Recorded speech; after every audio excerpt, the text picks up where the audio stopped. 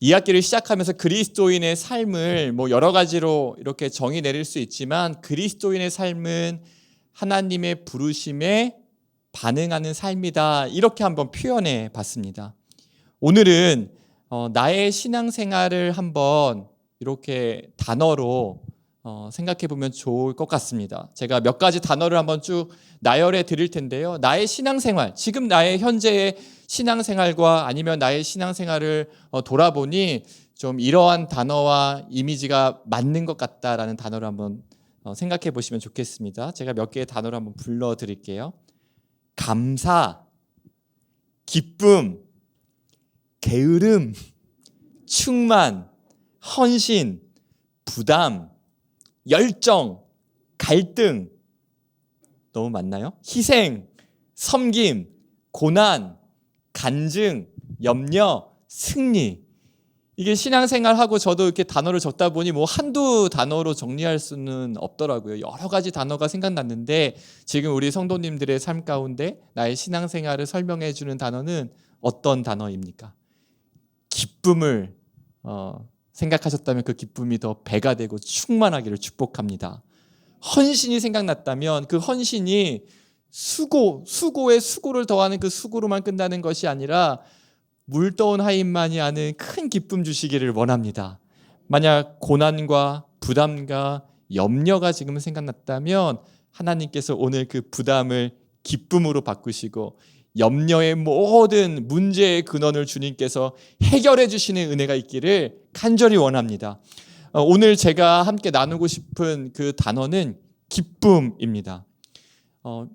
지난주도 그렇고 그 전주도 그렇고 제가 부르심에 대한 이야기를 나누면서 제 안에 있었던 감사와 감격과 기쁨을 이렇게 이야기를 나누었는데요. 항상 기쁨만 있었던 것은 당연히 아니었습니다. 신학교를 첫 번째 어떤 그 마음의 부대낌은 뭐였냐면 신학교를 가기 전까지만 해도 그리고 내가 주의 길을 가겠다라는 생각만 하기 전까지만 해도 저는 그냥 평범한 그냥 고등학생이었습니다. 친구들과 너무 대화하고 축구하고 또 같이 또래들과 어울리는 거 너무 좋아하는 평범한 고등학생이었는데 이제 저희 아빠의 그 입장에서는 얘는 이제 신학교 갈 아이다. 또 신학교에 가니까 다른 친구들과 달리 저는 이제 신학생이다. 전도사님이다. 이제 목사가 될 사람이다. 이러한 전제가 붙으니까 제 자신은 하나도 변한 것이 없는 거예요. 제 자신은 그냥 똑같이 곽교인데 신학생이니까 더 조심해야 되는 것들, 또 신경 써야 되는 것들, 하지 말아야 되는 것들과 이 신학생을 바라보는 시선들이 오히려 저는 그냥 하나님이 좋아서 신학교를 간 건데 신학생이 되니 이전에는 갈등하지 않았던 갈등이 생기고 예를 들면은 사소한 거지만 청바지를 하나 입는 것도 스키니진을 입어도 되나? 몸에 붙는 청바지를 입어도 되나? 안 되나? 이런 옷 입는 사소한 것부터 작은 예를 하나로 든 것지만 자격 없는 저를 부르신 그 하나님의 은혜는 너무나 크고 놀라운데 아주 사소한 것들에서 기쁨을 빼앗길 때도 있더라고요. 제가 제자훈련을 이렇게 인도할 때도 제자훈련 하기 전에 인터뷰할 때는요 눈이 반짝반짝 빛나세요. 제 인생을 주님께 한번 던져보겠습니다. 제자의 길을 살고 싶습니다. 그러면 이제 40대에 지원하신 분, 50대에 지원하신 분 있는데 40대 초반에 지원하신 분에게는 제가 이러한 이야기를 해요. 아직 젊으신데 정말 남은 모든 인생을 제자로 살기를 정말 진정 원하신단 말입니까? 이렇게 물어요. 그러면 그래서 지원했다고. 정말 나의 모든 인생의 우선순위를 하나님께 두고 제자의 길을 가고 싶습니다. 그런데 딱 제자훈련을 시작하면 숙제부터 부담을 느끼시기 시작하면서 분명히 나는 그저 예수님이 좋아서 제자훈련을 시작했는데 왜 나에게 시련을 주나, 이러한 항상 통과 의례처럼 그 부담의 시기를 항상 보내시더라고요. 그게 이제 지나서 훈련되어지고 그러면서 예수님을 더 닮고 싶다라는 열망으로 열매 맺지만 처음에는 예수님이 좋아서 그냥 신학교 간 건데 신학생이라는 그 어떤 부담감들, 그냥 예수님이 좋아서 나는 예수님 더 알고 싶어서 제자훈련을 신청한 건데 들어오니까 처음에 그 과정 가운데 생기는 어떤 부담감들이 우리의 기쁨을 빼앗을 때가 있다는 거죠. 신앙생활, 여러분들의 신앙생활은 어떠신가요?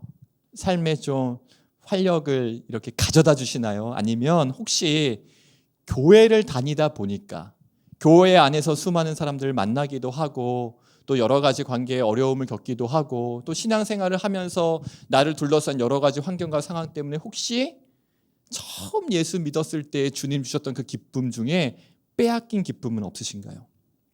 오늘 우리가 읽은 시편 16편은 기뻐하기만은 어려운 상황으로 시작합니다. 1절을 오늘 읽지는 않았는데요. 16편 1절은 이렇게 시작합니다. 하나님이여, 부르짖는 기도를 시작해요. 나를 지켜주소서. 내가 주께 피하나이다. 지금 시편 이 기자에게 어떠한 위험이 처했는지 정확히 지금 설명해 주지 않기 때문에 알 수 없지만 1절의 말씀을 보면 지금 적들로부터 공격을 받고 있고 자신의 생명을 하나님께 위탁드리는 너무나 다급한 상황이라는 걸 알 수 있죠. 이런 상황에서 시편 기자에게 기쁨을 논하는 것은 배부른 이야기처럼 들려요. 지금 막 주님께 다급한 마음으로 주여 나를 도와주옵소서, 나를 지켜주옵소서, 지금 제가 주님께 피하나이다, 이렇게 절박한 기도를 올리고 있는 이 시편 기자에게 그래도 지금 기쁘시죠?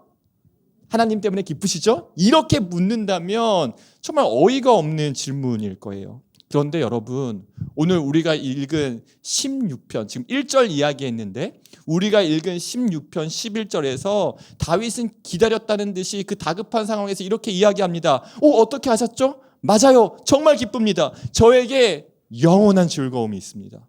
이게 11절 내용입니다. 하나님께 피하며 다급한 상황에서 고백한 내용이에요. 주께서 생명의 길을 내게 보이시리니 주의 앞에는 충만한 기쁨이 있고 주의 오른쪽에는 영원한 즐거움이 있나이다. 어떤 학자는요, 이 즐거움을 이렇게 아름답게 이야기했습니다. 그 질로 말하면 거기에는 하늘의 즐거움과 기쁨이 있다. 양으로 말하자면 아무리 마셔도 다하지 않고 질리지 않는 무한한 양이다. 누구보다 강하신 하나님 우편에서 누리는 즐거움이기에 어느 누구도 이것을 빼앗을 수 없다. 이 즐거움은 중간 휴식이 없는 즐거움이며 영원한 즐거움이다. 하늘의 즐거움은 측량할 수도 없고 아무것도 섞이지 않은 순도 높은 즐거움이며 끝이 없는 즐거움이다. 이 즐거움을 하나님을 내 앞에 모시고 살아가는 다윗에게 허락해 주신 것입니다. 하나님을 내 앞에 항상 모시고 살아간다라는 이 문장을 원어의 의미를 살려서 좀 풀어드리면 이러한 의미입니다. 나는 여호와를 중단 없이 내 앞에 모셨습니다. 어떤 장소, 어떤 상황, 누구와 함께 하든지 무슨 일을 하든지 무엇을 즐기든지 그는 중단 없이 여호와를 모셨고 그에게 하나님은 중단 없는, 끊기지 않는 영원한 즐거움을 허락해 주신 것입니다. 아마 우리 중에 그 어떠한 누구도 다윗에게 하나님께서 다윗에게 주신 이 즐거움보다 다른 더 큰 즐거움을 제한할 수 없을 것입니다. 그리고 그 어떠한 것으로도 하나님 안에서 만족을 누리는 이 다윗의 즐거움을 중단시킬 수 없을 것입니다. 오늘 말씀을 준비하면서 한 가지 간절한 기도, 하나님, 다윗이 자기가 누리고 있었던 나중에 누렸던 다윗 성이나 그 어마어마한 화려한 성이나 아니면 이스라엘의 두 번째 왕이었잖아요. 그 왕관 때문에 기뻐했다면 우리가 그 기쁨을 구하기는 쉽지 않을 거. 우리 모두 다윗이 아니니까요. 하지만 다윗이 지금 영원한 만족과 즐거움을 누리는 그 기쁨의 근원이 하나님이라면 우리도 동일하게 다윗이 믿는 하나님이 나의 하나님이기 때문에 주님, 저도 그 즐거움과 기쁨과 만족을 사모합니다라고 간절하게 기도하게 되는 거예요. 저는 이 기쁨을 누리고 계신 성도님들을 오래오래 보고 싶습니다. 한평생을 신앙생활 했는데 우리 아버지가, 우리 어머니가, 나의 남편이, 나의 아내가 당신의 모습을 보니, 예수 믿는 당신의 모습, 교회 다녀온 당신의 모습, 신앙생활하는 당신의 모습을 보니 여러분에게는, 당신에게는 정말 큰 기쁨이 있는 것 같아요. 이러한 이야기를 듣고 싶은 마음이 간절해졌습니다. 도전이 되시나요? 그런데 이게 생각을 하다가 가장 불리한 게 저예요. 왜냐하면 제가 월요일만 빼고는 화, 수, 목, 금, 토 주일을 어디에서 퇴근하냐면 교회에서 퇴근해요. 그러니까 아이들은 항상 아빠는 어떤 사람이냐면 교회에서 퇴근해서 오는 아빠. 그런데 이제 저도 사람인지라 교회에서 사역을 하다 보면 퇴근할 때쯤 되면 좀 피곤한 눈과 이렇게 있지 않겠습니까? 근데 아이는 뭐 그런 거 몰라요. 그냥 아빠는 교회 갔다 왔네. 그러면 저는 피곤하지만 행복해 이렇게 웃으면서 아이한테 그런 고민이 있어요. 아이한테 저희 세 자녀에게 나는 항상 어떤 아빠냐면 월요일 빼고는 항상 교회에서 퇴근하는 사람이란 말이죠. 그런데 제가 너무너무 이 집 문 앞까지는 하나님 오늘은 정말 제가 힘을 다하여 수고했고 이제 정말 쉬고 싶습니다 해도 문을 열 때면 아빠는 교회 갔다 와서 행복해 이렇게 이야기해야 되는 제 내면의 고충을 아십니까 여러분?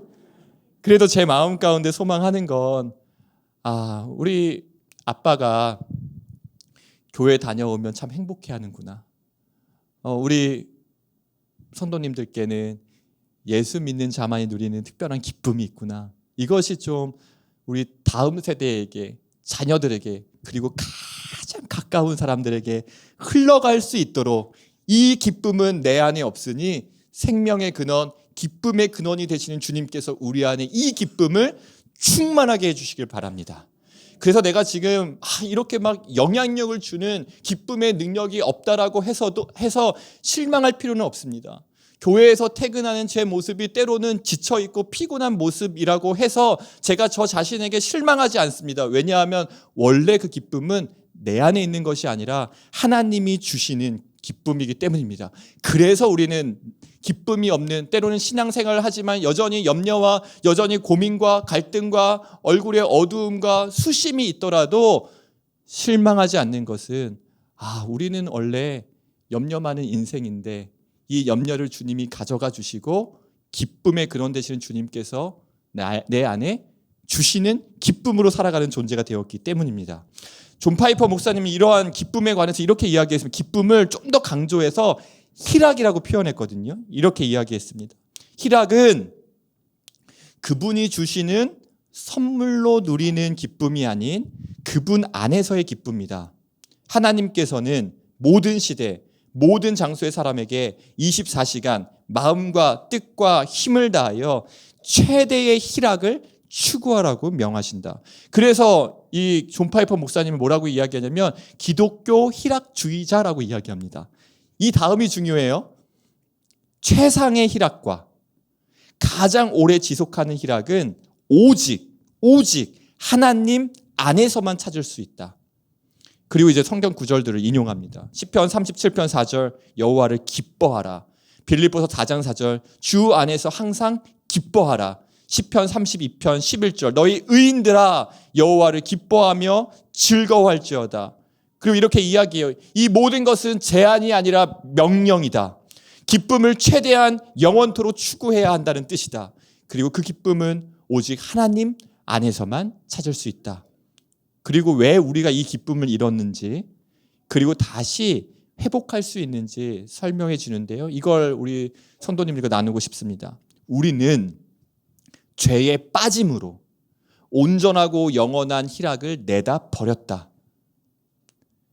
하나님은 큰 자비로 단 1분의 행복도 누릴 자격이 없는 인간들을 회복시키기 위하여 예수님을 보내주셨다. 죄인인 우리에게 마땅한 것은 기쁨이 아닌 멸망뿐이다.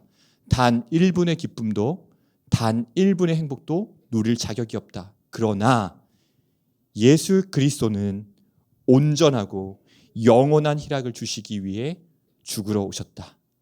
그러나 예수 그리스도는 온전하고 영원한 기쁨을 우리에게 주시기 위하여 오늘 나를 찾아오시는 주님이신 줄 믿습니다.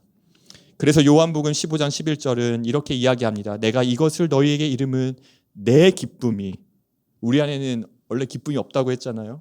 내 기쁨이 너희 안에 있어 너희 기쁨을 충만하게 하려 함이라.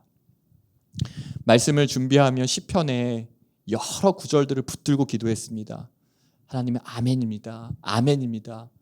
이것이 응답되게 해 주옵소서. 이 시편의 고백이 우리의 고백되게 해 주옵소서. 제가 말씀 붙들며 기도한 기도의 구절들을 몇 구절 나누고 오늘 마치겠습니다. 시편 30편 11절 주께서 나의 슬픔이 변하여 내게 춤이 되게 하시며 나의 베옷을 벗기고 기쁨으로 띄우셨나이다. 시편 4편 7절 주께서 내 마음에 두신 기쁨은 그들의 곡식과 새 포도주가 풍성할 때보다 더하니이다. 시편 126편 6절 울며 씨를 뿌리러 나가는 자는 반드시 기쁨으로 그 곡식단을 가지고 돌아오리이다. 말씀을 묵상하고 기도하면 기도할수록 한 가지 깨달은 것이 있습니다. 그것은 기쁨은 내가 손을 뻗어서 취하는 것이 아니구나. 기쁨은 내가 손을 뻗어서 취하는 것이 아니라 그분 안에서 발견할 수 있으며 그리스도 안에서 누릴 수 있으며 그리스도만이 우리에게 주실 수 있음을 고백하게 됩니다. 그렇다면 여러분, 우리의 모든 갈망을 채우시는 주님께 기쁨의 근원이 되시고 우리의 영원한 만족과 즐거움이 되시는 그리스도께로 조금 더 가까이 나아가지 않으시겠습니까?